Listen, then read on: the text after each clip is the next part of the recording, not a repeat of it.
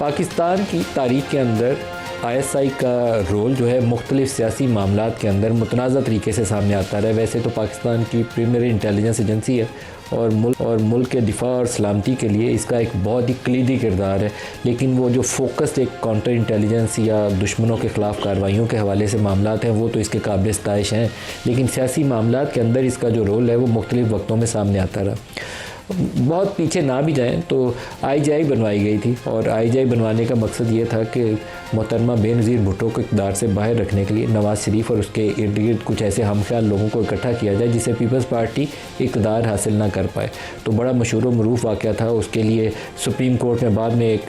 Case भी हुआ जिसको एयर मार्शल असगर खान लेकर गए थे और उस पर ऑर्डर भी आया, लेकिन उसके नतीजे में जो तहकीकात का हुक्म दिया गया था वो काम आगे चल नहीं पाया।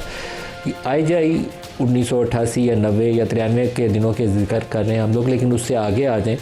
तो 2014 के अंदर इस्लामाबाद में एक धरना हुआ। उस धरने के पीछे भी जिन कुछ शख्सियात का नाम आया तो उसमें उस वक्त के जो ISI के DG थे उनका भी जिक्र आया और PMLN के कुछ वज़रा ने कुछ टेलीफोन कॉल्स का जिक्र किया जो प्राइम मिनिस्टर ने उस वक्त के आर्मी चीफ़ को बताई और उन कॉल में इंटरसेप्ट किया गया था कि उस वक्त के DG ISI कुछ सियासी लोगों के साथ मामलात कर रहे थे उस धरने के हवाले से जो बाद में PTI ने यहाँ D चौक के अंदर इमरान खान ने किया।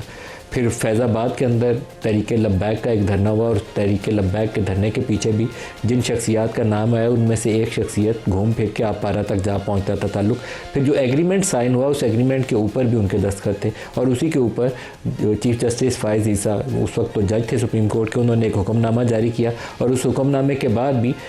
इस्टेब्लिशमेंट और अदलिया के दरमियान में फ़ासले बढ़ गए। ये सिलसिला कभी भी किसी भी स्टेज के ऊपर रुका नहीं। टॉप सिटी यहाँ से पिंडी से करीब में ही एक हाउसिंग सोसाइटी है और उस हाउसिंग सोसाइटी में बराह रास्त इल्ज़ाम जनरल फैज़ के साथ चला गया कि उनके जो मालिक थे उनसे किसी भी तरीके से उनको दबाव में लाया गया या कुछ ऐसे मामला किए गए जो कानून से बाला थे और ये पब्लिक डोमेन में ये सारी इन्फॉर्मेशन अवेलेबल थी, लेकिन कभी कार्रवाई नहीं की गई।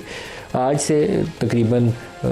2 साल पहले कह लीजिए कि इन मामलात के ऊपर कार्रवाई का आगाज़ किया गया या तकरीबन 1.25 साल पहले इनके ऊपर कार्रवाई का आगाज़ किया गया और आज जनरल फैज़ के ऊपर जिन 4 इल्ज़ामात का जिक्र किया गया है उसमें सर फहरिस्त तो उनका सियासी मामलात के अंदर मुलव्वस होना। ये बहुत सीरियस चार्ज इस सेंस में है कि बेशुमार मौक़े के ऊपर मैंने 3-4 तो बड़े बड़े मौक़े अभी आपके सामने तज़किरा किया कि वो ज़िक्र आता था लेकिन कभी उनके ख़िलाफ़ कार्रवाई नहीं की गई, क्योंकि ये उनका जो हल्फ है ऑफ़िस का, जो ऑफ़िस एज्यूम करते हुए वर्दी पहनते हुए हल्फ उठाया जाता है उस हल्फ के अंदर है वो सियासी सरगर्मियों में मुलव्वस नहीं होंगे या हुकूमत वक्त को बनाने या गिराने के अंदर उनका रोल नहीं होगा। लेकिन इस हल्फ की खिलाफ वर्जी के बावजूद कभी कार्रवाई नहीं हुई। लेकिन आज ये पहला मौका है कि 4 इल्ज़ामात जिनके ऊपर सज़ा दी गई है